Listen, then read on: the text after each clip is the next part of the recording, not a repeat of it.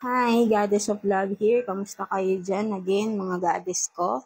So, let's see kung anong message sa inyo ng inyong person and message ni Universe for you, Earth signs, Taurus, Virgo, and Capricorn. So, let's see kung anong message ni person nyo sa inyo, mga Earth signs natin dyan. Anong message ni person nyo sa inyo? Let's take 2 cards. Ano kayang message ni person nyo? Earth signs.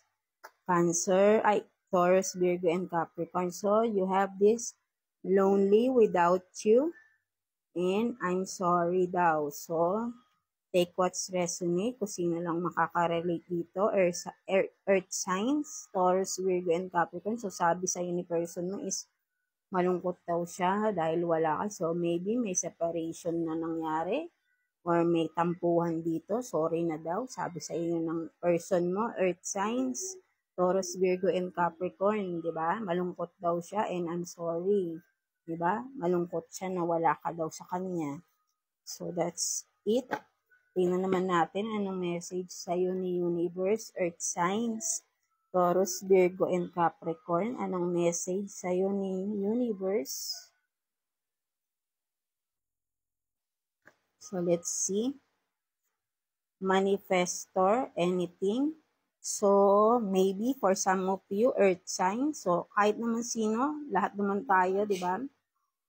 Basta maniniwala lang tayo, di ba? Manifest daw. Kung ano man tong mga minamanifest nyo, di ba? Kung may kakayahan kayo, for some of you na kahit anong i-manifest nyo is mangyayari, right? Meron kayong ability na ganyan na kaya nyo i-manifest kung ano man yung gusto nyo na mangyayari at mangyayari agad dyan for you, di ba?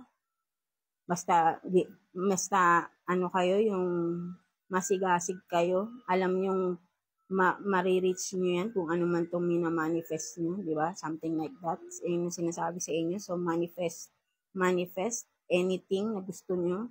And at the same time, syempre, kikilos din kayo, right? Para makuha nyo yun kung ano man itong gusto nyong mangyari, di ba? So, ayun. So, meron ding tarot reader. So, maybe for some of you, you are a tarot reader din, like ako, itong ginagawa natin. O maybe, gusto mo ring maging ganito, o it's a confirmation from universe kung may nagtatanong sa inyo na pwede kaya akong maging ganito, tarot. So, it's a confirmation for you na yes, pwede ka, yes, you have the ability to be a tarot reader, di ba?